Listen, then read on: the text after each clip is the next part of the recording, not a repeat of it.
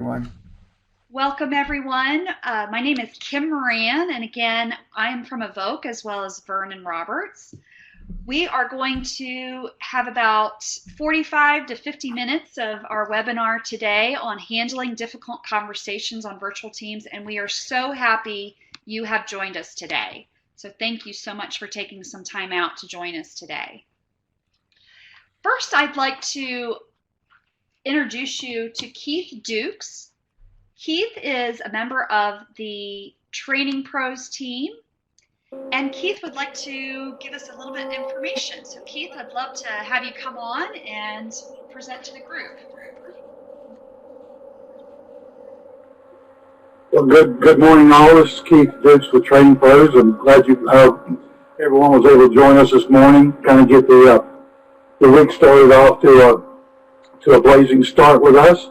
And what I just wanted to do was just take just a moment and share with you just a little bit about TrainingPros and let you know that TrainingPros, that we specialize in working closely with training organizations to identify, attract, and onboard contract professionals for very specific training and development needs that for client projects that they don't have the appropriate resources to handle. And this recording is going to be available along with much more information on TrainingPros. You can find us at our website at training-pros.com. Of course, you can email us or call us, but this webinar will be recorded and available on our website, training-pros.com. As far as myself personally, I'm located here in Atlanta. I service clients located across the U.S., but have a specialty with a number of our international customers. And so let me go ahead and give you, if you want to reach out to me directly, I'm at keith.dukes@training-pros.com. If you want to get pointed to the right directions here in our company, I'll be glad to serve as an interface for anyone to get you to the right resource that you might need from TrainingPros. We talk about the resources that of need that our clients use us for, and that many of you on this call specialize in. I see a lot of coaching people are joining us as attendees. That falls within some of our areas of organizational development. We see a huge need for that within the client. So when you look at our resource pool that we work with, these are some of the general areas. And finally, to summarize that, TrainingPros, we see value in presenting these kind of webinar information that you're going to be getting over the next 40 minutes.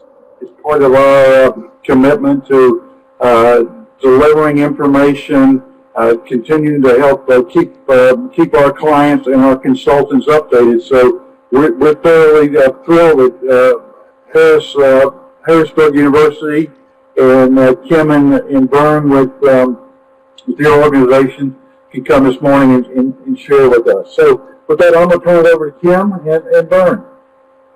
All right. Keith, thank you so much for that. And we'll have this recording available, as Keith said, on the TrainingPros website. We'll make sure to get that as well. And if that doesn't work, we'll also be sending this out separately from Evoke Learning as well. Now I'd like to turn it over to Vernon Roberts. Vernon is a principal and a founder at Evoke Virtual, and he's very passionate about this topic, about handling difficult conversation on virtual teams. We've had this virtual team at Evoke for how many years, Vernon? How many years have we been a virtual team? We've been really virtual probably since 2010 or 11, yeah. Right. So we're very, very excited about this to share some best practices with you. So Vernon, go ahead and take it away. Yeah, thank you. Welcome everyone to handling difficult virtual conversations on the virtual teams you're on. And if you haven't done it already, I know some of you just came in the room.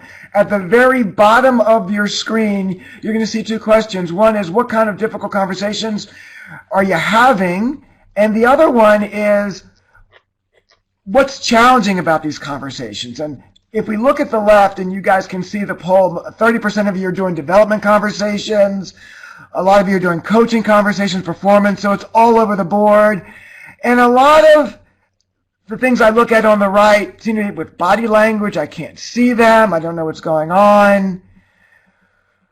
Sometimes the employee is distracted, all those things. So thank you for sharing that, and keep typing in there for a moment or two. I'll give you a chance because we'd love to get that information from you. It's really important to have conversations because things come up on Teams that are really, really important. And now as we go along, I don't want this to distract you. Now, let's just say this. Right from the top, I'm going to say that if you're in a virtual conversation, obviously the best place to have it is face-to-face. But obviously, as we grow more and more global, that is not possible. And there'll be people on your teams that you may never meet. Now, we do like virtual teams to get together maybe once a year, face-to-face, but sometimes that's not possible. So then you have to do it either over the phone or with streaming video.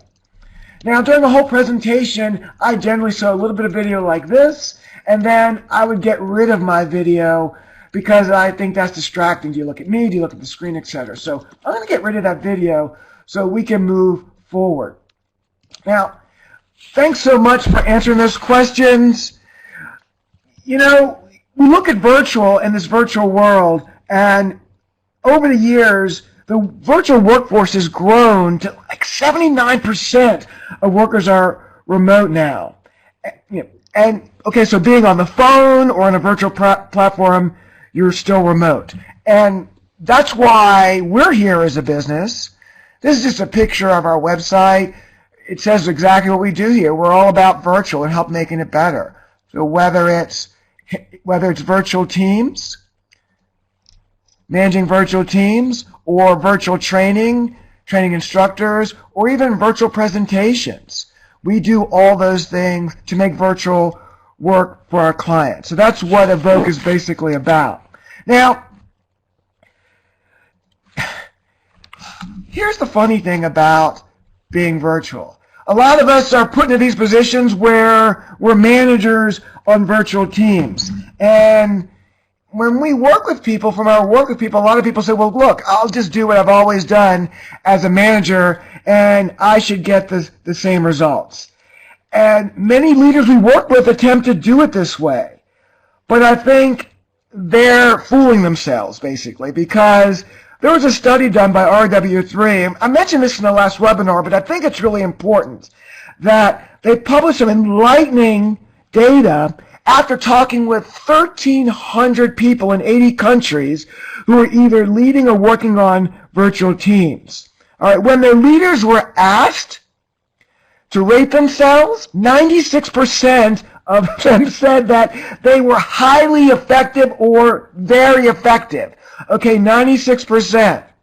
Now, here's the crazy part about that. The crazy part is that when they asked the people that they were working with, go ahead and type in the insights box. What do you think those people said? 96% of the managers said they were effective. What do you think those people said, the people that work for them? Type it, any thoughts in the insights box. And what's been your experience? Oh, Diana, that's not very nice.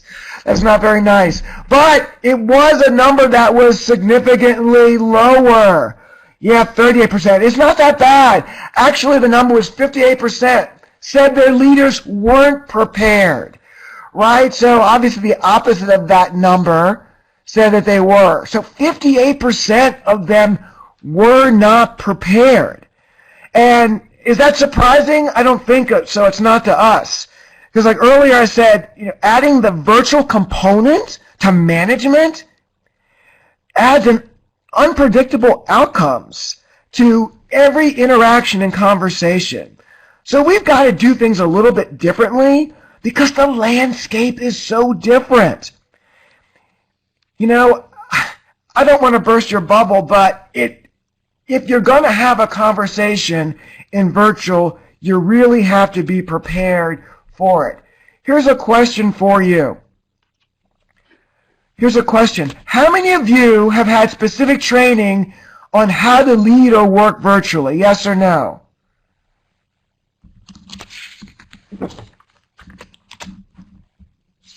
I'm going to give you a second to answer that. And on the right-hand side, would teams benefit from understanding the nuances of the virtual workplace? What do you think? Because, we all work from home. We have other types of offices. Just want to get a good feel here. Wow, it's 50-50. Look at that. We have a lot more people on the call that are answering, so make sure you go ahead and do that at the bottom there.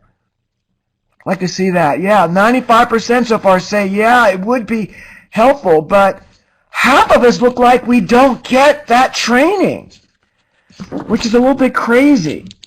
Virtual adds an unpredictable component, and we all know that. But here's the thing about virtual, guys, that we've all realized, and when we work with leaders in our program managing virtual teams, nothing happens by accident in virtual. All right, nothing happens by accident in the virtual world. Here's the thing. There's no hallway to run into them during the day, no water cooler, no office to poke your head into while you're walking down the hallway. And sometimes we do this to clear things up. It was interesting. I was at a client site a couple of weeks ago, and it was a big tech operation. They have 2 huge buildings, and they have a cafeteria. And I saw 2 people run into each other and say, and the lady said to the man, "Hey, Mark, remember that meeting that we have tomorrow? It's really important. Are you going to be able to attend?" And it was just another solidifier for me that said, this doesn't happen in the virtual world. There's no cafeteria to bump into people. All those little things have to be done, and I'm going to put this slide up because I think this is so important, intentionally. You have to be intentional about all your communications. So important. You've got to really create opportunities to shrink the virtual distance so that you'll have more visibility into what happens with your folks on a day-to-day basis. Being intentional is so important.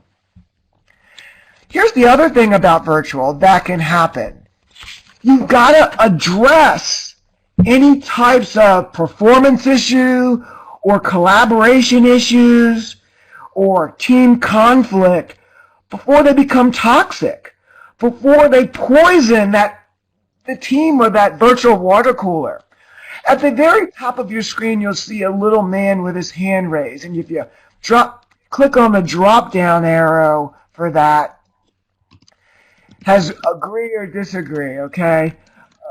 Go ahead and give me either a green check or a red X to this question.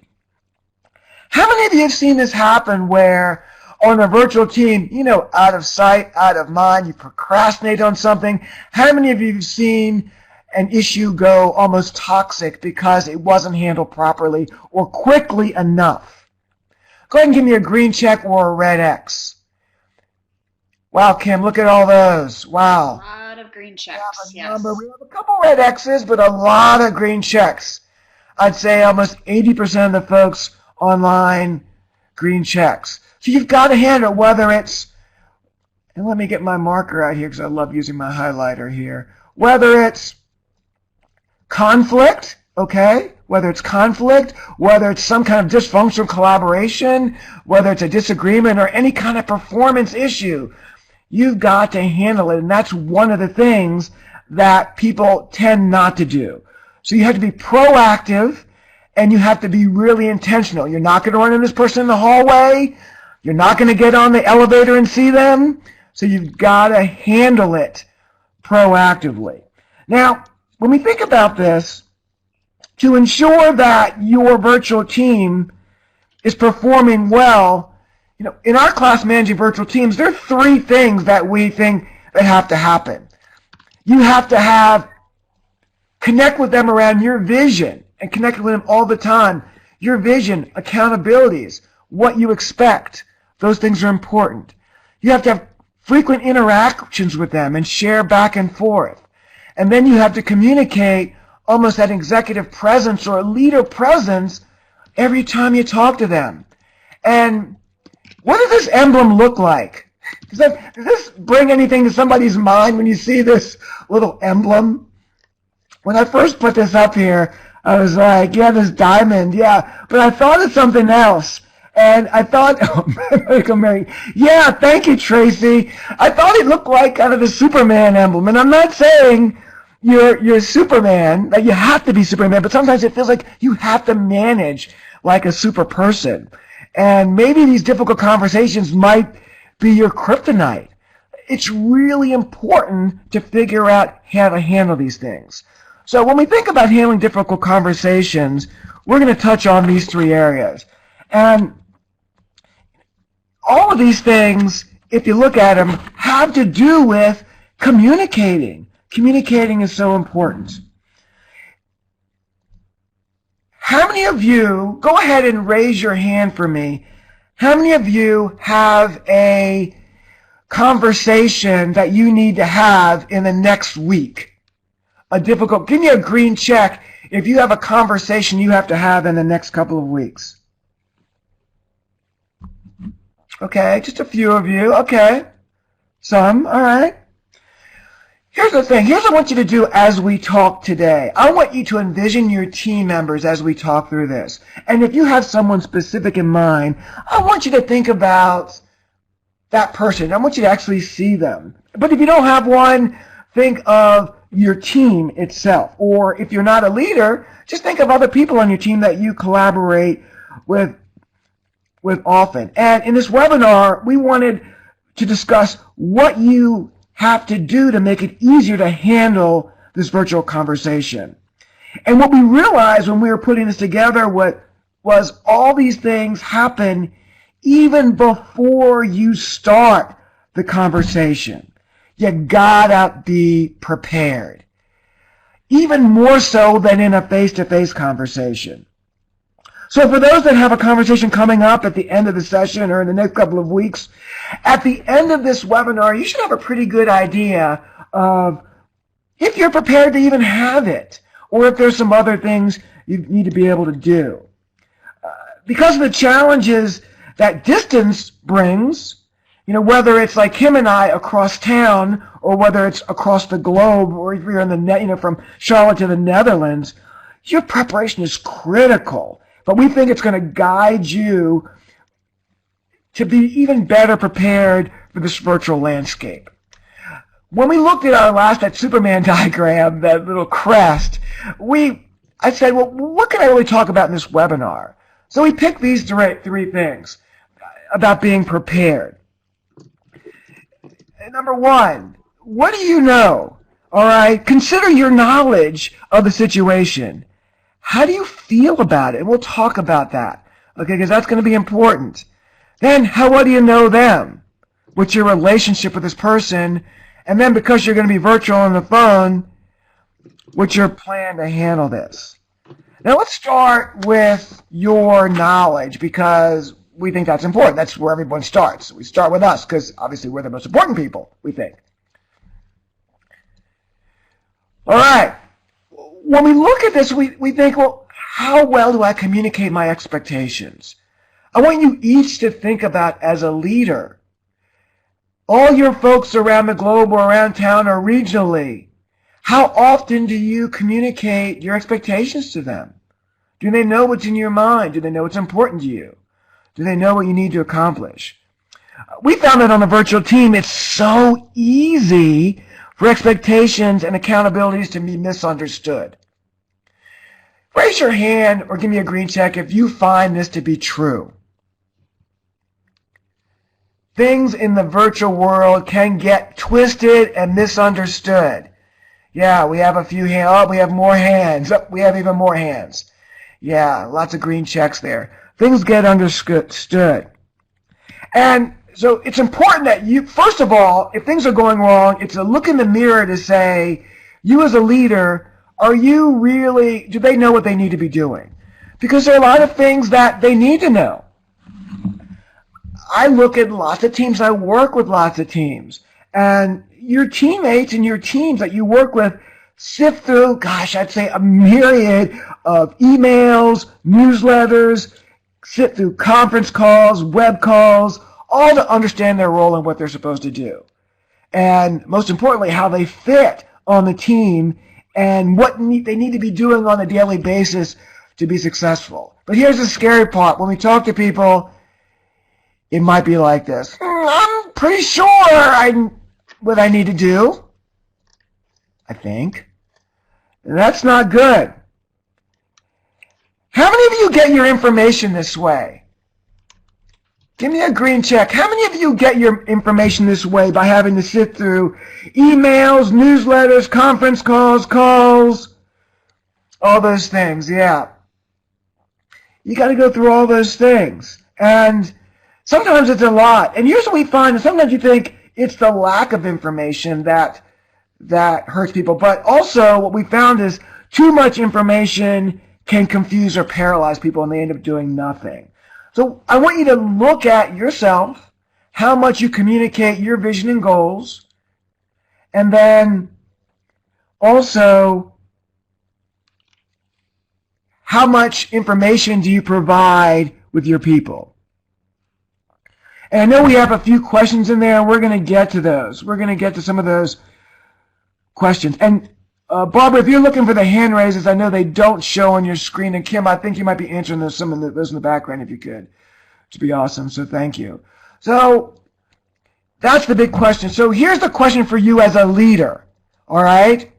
Do you routinely share your expectations with your team? I want you to think about that. Before you schedule a difficult call, you got to be absolutely sure that they know what your expectations are. You got to never assume. When I was being coached with my coach and my mentor, he told me something that really stuck with me over the years to go in any of these. And what he said was, when I go into a tough situation or a conversation like this, I've got to look at myself and I've got to be open to the possibility that 10%, I got to open the door, okay? To me, that 10% of the fault in communicating lies with me. All right, I open the door. And then once I open that door, when I find out that maybe more than 10%, but we can't assume, we've got to say, hey, maybe it's my fault. You know, if the answer is no, you might need to have a discovery call if you're not sure that they know, or you might want to have some conversation and have a lot of discovery questions with them. You also want to make sure that you have all the facts, right? In virtual, there's so many things out there. You may not be observing that person, right? You may hear things. You may just see how they interact on calls and other things like that. So the question is, you can read it right here. And I think, how objective do you feel about the topic you're going to be discussing? How important is this situation to you? Do you have any anxiety around it or energy around it that might skew your feelings about it? Are you putting the proper emphasis on the issue, or are you overreacting? Because we found that either under or overreacting could really be sending a subliminal message to the team, and it'll affect the way they work. So think about it. I know earlier someone said, gosh, I sound like I feel like I'm a micromanager. So am I overreacting? Here's the thing. When we think about this, am I objective and clear? It's really important to present when you're in that meeting, in virtual, this objective and clear is important because it's important to present your observations on facts and not hearsay. With what we found is with remote and virtual teams, because you haven't physically observed them, you've got to be really specific when you talk to them. You can't be vague, okay?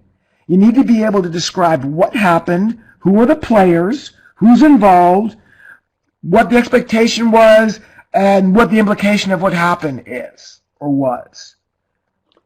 And also, this is best done almost in a neutral environment. When I say neutral, I meant neutral from the way you present it. Neutral from the way you present it. You got to be neutral. So when you think about what you know about the situation, can I be objective? Can I be clear? Can I state the problem clearly? It's these 4 questions. Do I have the facts? Can I be objective? Do I know what I want to accomplish? Because sometimes we go on calls and don't have that nailed down for ourselves. And do I have a plan for a successful outcome? But that second one in there is, do I know what I want to accomplish? That better be yes. And then you got to think, well, is it something can it really happen? Is it realistic?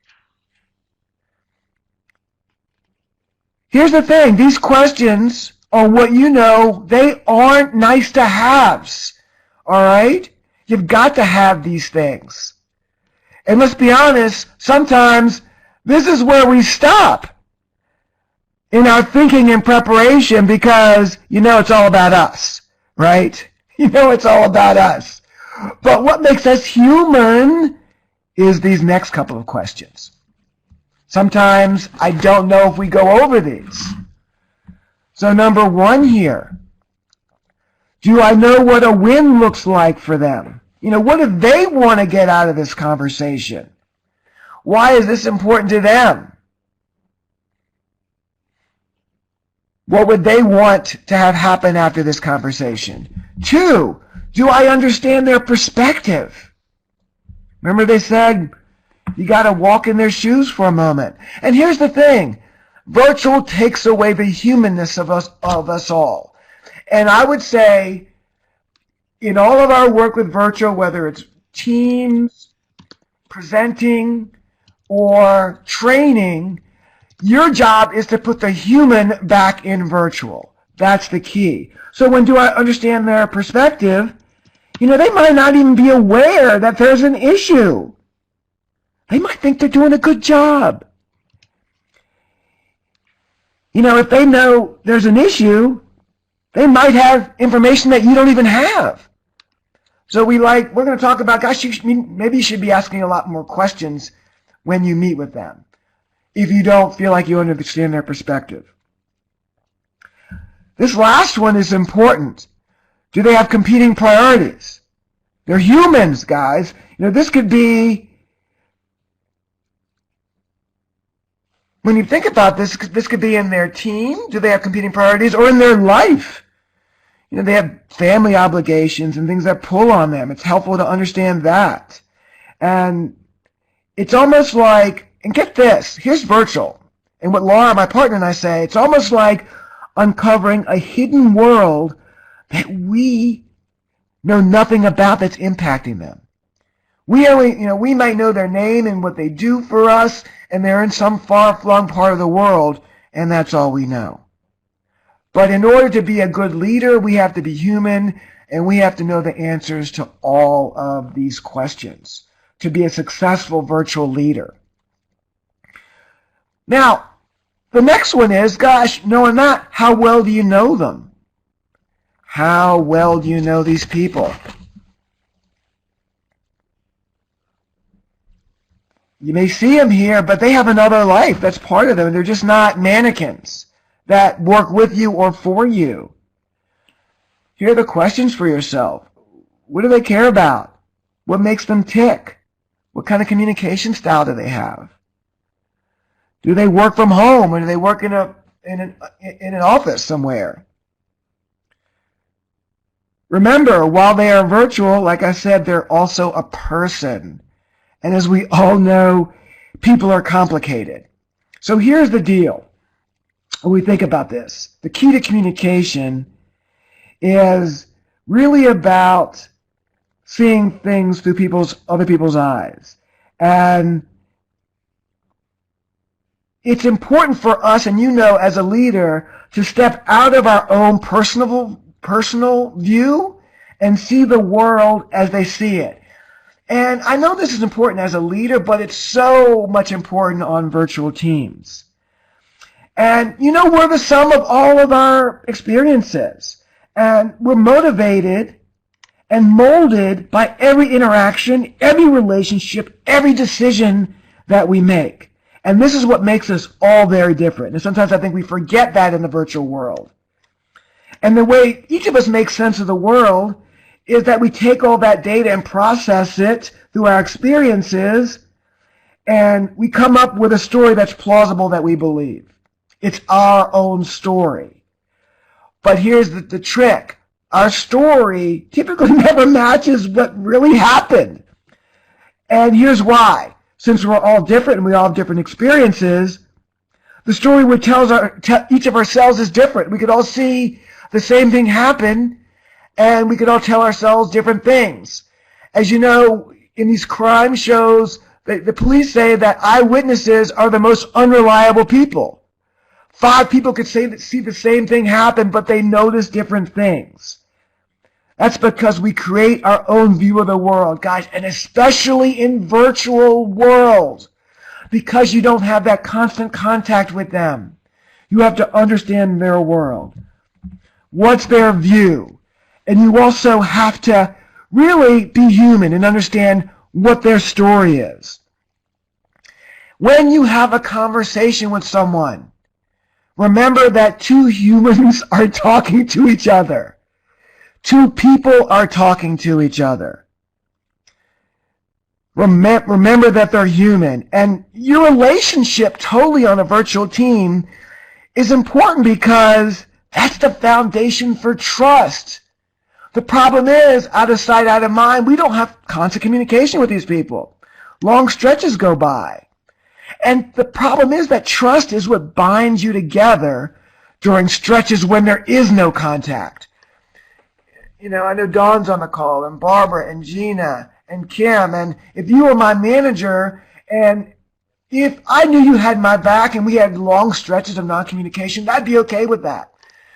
But cut that communication down, cut that trust down if I didn't trust you, and then there was not a lot of communication, that would not be a good thing.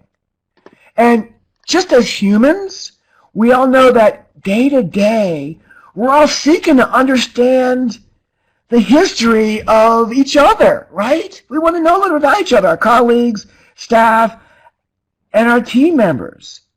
And here's the thing that we forget, and I'm going to hammer this home here. In face-to-face, when we're in an office, we get bits and bytes of these things that build over time, right? So we understand, you know, if Gina was in my office, or if LaRue was in my office, or if Lucette was in my office, I would understand them a little bit at a time over time and get to know them. But hey, not so easy in virtual. Like I said, long stretches of time between contact. And here's the rub with that. When we get a problem, you know, we jump in it and we aren't human in that instance because we're just trying to get to the facts.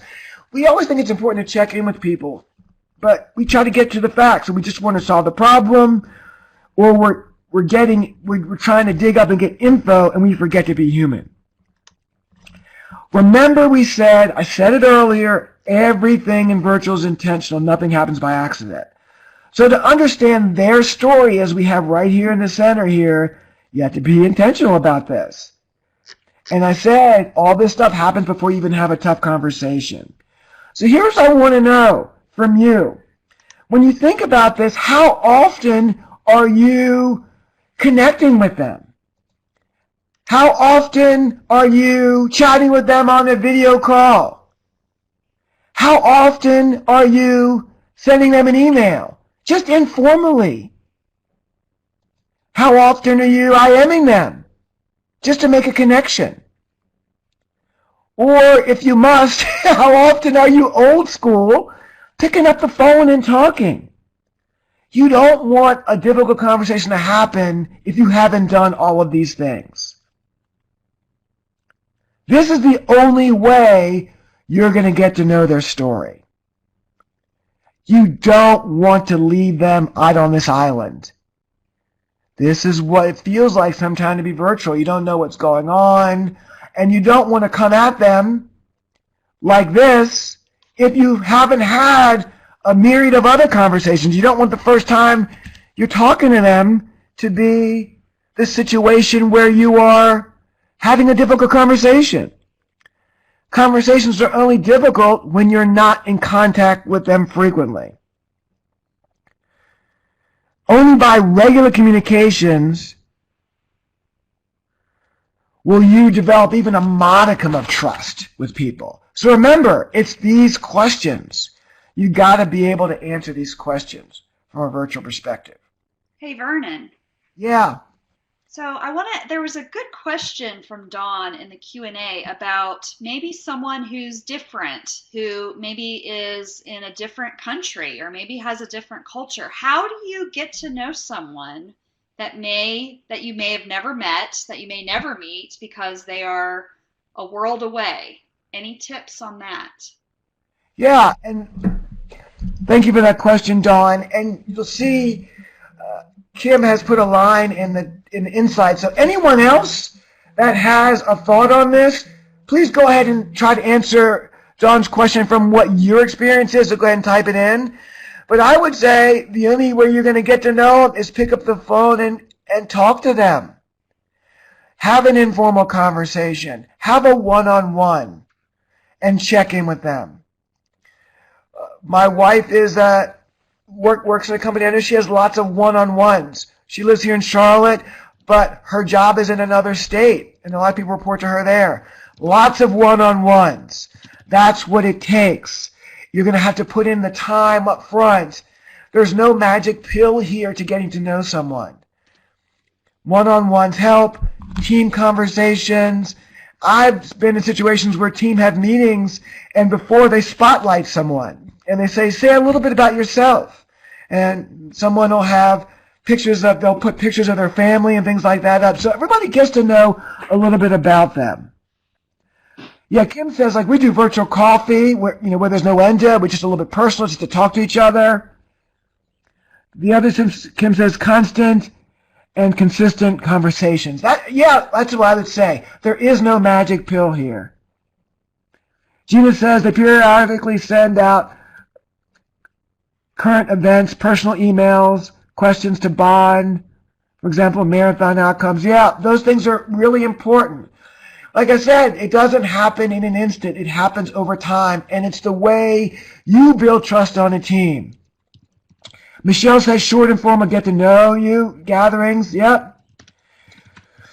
On my team, I said we should have just hey guys, after hours, maybe we sit around and have a cocktail and just talk, because it blows some steam off from a virtual perspective.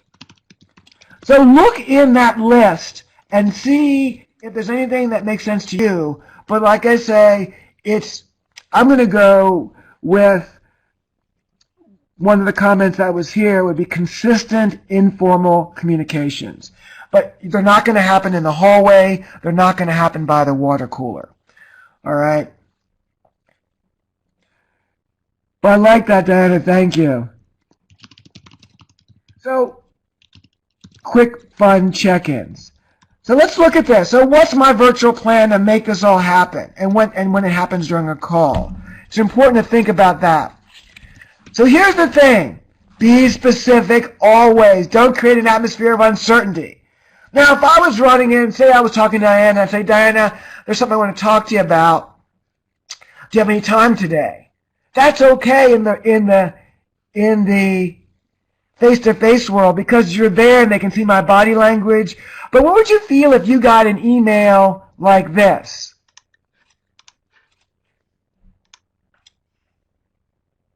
And I was your manager. Go ahead and type in chat. What would be your gut feeling if I sent you an email like this? Yeah, thank you, Lou. Scared. Yikes. This does not work in virtual.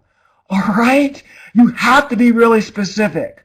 So let me show another example of this. Yeah, I did something wrong, Marianne.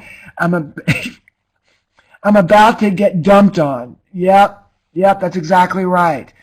You have to be specific. Now, this next one here isn't that much more specific, but at least it points to something. Elizabeth, I need your help understanding what happened in today's meeting. Do you have time to discuss it before tomorrow's deadline?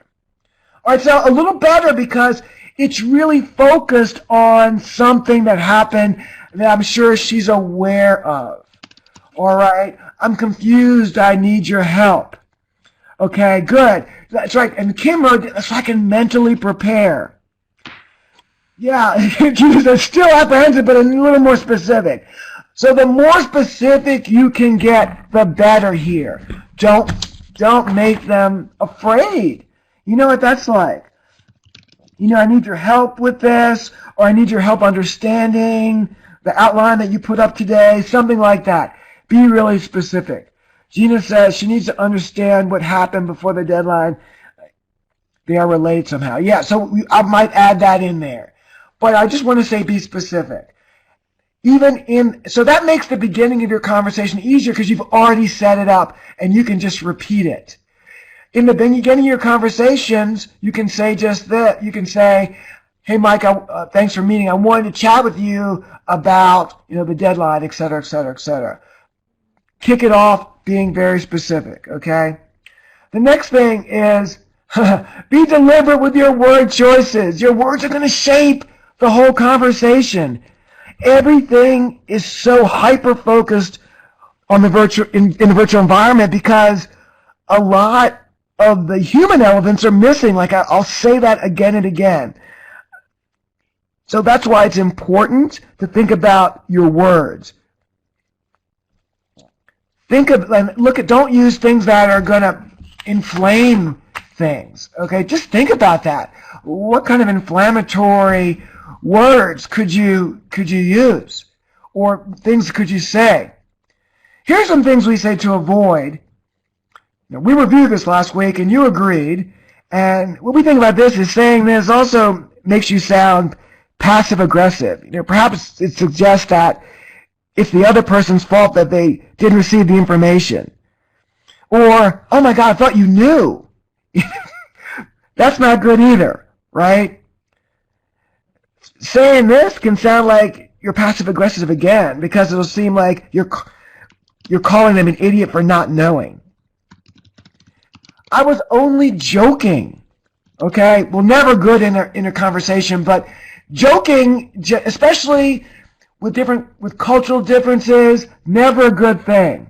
Never a good thing. Fine, whatever. We know what that means, right? That's not good. And also, here's something that I found, like on my team, when you try to call out something, but then you disparage it unknowingly. So this last one here, I've said this to my partner. When you don't get a lot of information or the story read it, you always freak out. Now, I mean something totally different. I mean that you feel like you need to get more information consistently. But when my partner told me when she heard freak out, she felt like I was disparaging her. But that was not my intent.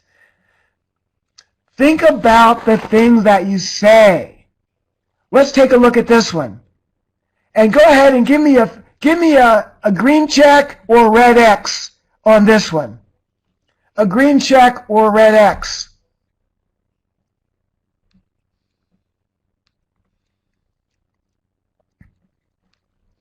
Yeah, terrible. Terrible, terrible, terrible. Let's look at something a little bit better. Let's look at something a little better here. In last Monday's meeting, you said you were on track to meet the deadline. We value your input, Mike. During Friday's meeting, we didn't get your update. What changed? All right, so a little bit more information. Give them a chance to explain. This is very factual. We value your input. You said you were on track. We didn't get your update. We didn't say you're a bad person. We didn't say you're a loser. All right? Make sure that you're very specific and speak factually. Another couple of things I want to point out. It's got to be a two-way conversation. You want to create this attitude of curiosity, right? Discovery, inquiry. Ask questions, let them talk. That's really important. And then you may get some new information that you didn't have. That could affect your decision. Here are some types of questions. Yeah, and I love what Michelle says, address the behavior, don't attack the person. That's why I say be very specific to what happened, not how they were around it. So here's some things I sometimes say in my conversations. Hey, Mike, talk about what happened, because I want to see how they see it. What would you do differently? Or how can I help? Or what are some things that you would suggest to get the project back on track? Because a lot of times we feel like we want to blame. That's never good, and especially in virtual. All right? So good questioning and discovery before you start. Be present. Self-aware. If everybody knows what being present means. You have to almost step aside and watch yourself. It's almost like in negotiation we say, step in the balcony, where you can sit up in the balcony and look down at yourself talking to the other person. Right? Thank you. Kim says, take out the emotion. Slow it down. Slow it down. When you get stuck, you've got to slow it down and ask a question. That's what I always do. Slow it down.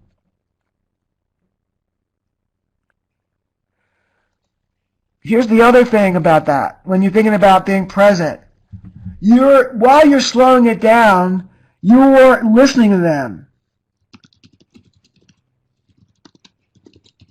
Yeah, and Tracy says recommending having a difficult conversation on the phone.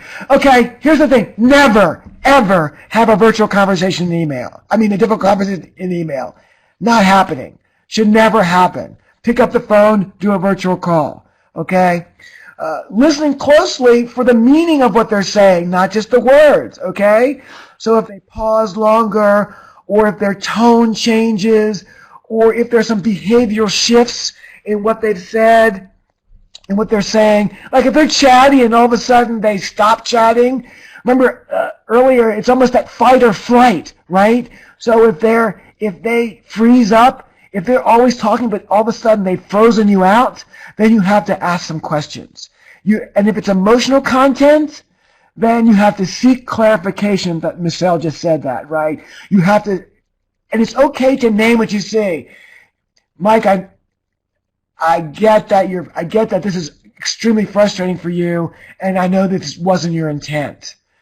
You call out what you hear, all right? Call out what you hear. And like LaRue said, it's even better on a video call because you get cues, but you still don't get a lot of cues on video. You don't get the hands, you don't get what the feet are doing or the whole body. But you're listening for meaning here. Be focused on what you're hearing, not just the words. All right. And then check yourself. How's your tone? How's your temperament? Are you being neutral? Right? Are you being really objective? And that's why I said, can you objectively state what's going on? Or is there something, are you going to dump on this person? Are you being objective? And are your expectations for this call realistic? Are you getting defensive? These are those self-check things that are so important when looking at yourself. Now, this next piece of advice I'll give you, my mentor gave me this, and I always think of this. I want you to be authentic. I want you to be real here, but holding something back can save the relationship. And my mentor told me, she said to me, if you have this burning desire during this hot conversation to blurt something out and say it, okay, that anxiety is telling you this. Do not say it. Some things should be left unsaid. It may feel good to you to get it off your chest, but it might torpedo the conversation and damage the relationship. You don't have to say everything. You don't have to say, oh, and by the way, you were the last person I picked for this team. Something quite crazy like that, right? You weren't even my choice. Your manager made you be on this team. You know, sometimes we feel like we want to say crazy things like that, but we should never say it. So, again, if you have a burning desire to say something, don't say it. And I like what Michelle just said, because she says, this is where you have to question our motive or intent. I always say, understand what your intent is, and if you have to verbalize it. If you're having trouble stumbling over your words, I'd say, you know what? You know, Michelle, my intent here is I just want to make the team better, and I am struggling to have this team meet our goals. I'm under a lot of pressure to have that happen. Be a real person, right? Be a real person. It's my intent to help, not to hurt. Exactly. So those are some things we want to be thinking about. And if you're on camera, also watch your facial expressions. We know your words have to be congruent with what you're saying. I've had people give this one on the left and say, "Good morning, Vernon. Happy to see you today." Really? Are you happy to see me today? So make sure, that's nothing you have to think about when you have streaming video. Streaming video is good, but you have to make sure you're giving the proper facial expressions. The last thing I'll leave you with today is this. Follow up. Follow up. Informal check-ins, and this is like a loop, and now we've connected back to the beginning. All right? Informal check-ins to make sure they're doing the right thing, they're thinking the right way, they trust you, and you have to make informal check-ins a habit. You have to make them a habit. And let me ask you this question. Do you do informal check-ins regularly with the team? And what is your primary way to communicate informally? Go ahead and answer those for me before we wrap this up today.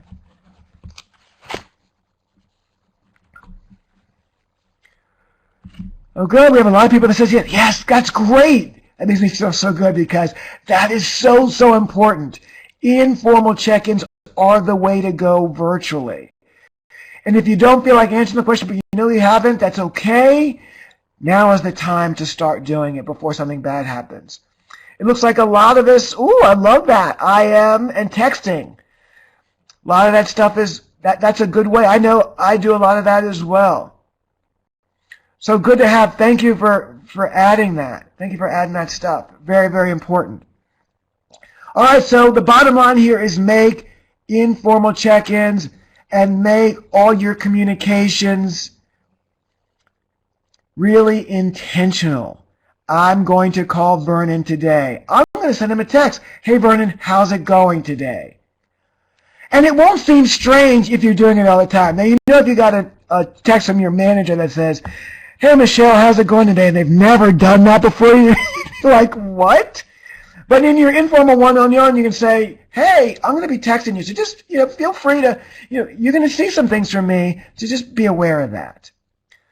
All right. So, guys, it is 5 minutes before the hour. As always, I get carried away here sometimes because I'm passionate about virtual and helping companies and individuals make it better in the virtual world. Remember, it's what you know. How well do you know? How well do you know them? And then what's your virtual plan? So a couple things here. This last thing I want to share with you is at the very bottom of your screen, you'll see a handout that says 7 assessment questions for difficult conversations. Evoke Virtual. That goes over a high level of 7 things that you need to do to be ready for a tough virtual conversation. So I want to make sure you get that. And because this is still connected to what our last webinar is, we have that book called Bridging the Virtual Distance. It's an ebook that we put together with Meeting One. We want you to have that as well if you didn't download that download that from our last webinar. Finally, we have an offer for you here. If you're presenting in the virtual world, we have a 2-hour session that makes you a great presenter, that gives you a lot of the tips on what's it like to do like what I'm doing now, to present in an engaging way virtually. How do you do that? And we have a session. It's normally $249, $124.50 if you want to do it and have been to this webinar. So go ahead and you have our email. You can contact us on that. Go to our website. But it's called Virtual Confidence. It's a way to learn how to engage people virtually and get results, have them really retain that. I'm going to put my email in the chat box right now. If you're interested, send me an email. There we go, Vernon at evokevirtual.com. Oops, that's his hashtag. It means at. Thank you so much for staying on the call. Shocked that, and mostly everyone stayed on the call today. I know this is a topic near and dear to our hearts. Download that 7 assessment questions. Thank you so much for your comments and for sharing with other people. Come to our virtual confidence class. That's the last time it'll be offered at $124.50. We think it's a value. May 8th, 11 a.m. to noon Eastern time on the U.S. East Coast time. Thanks again. Appreciate it.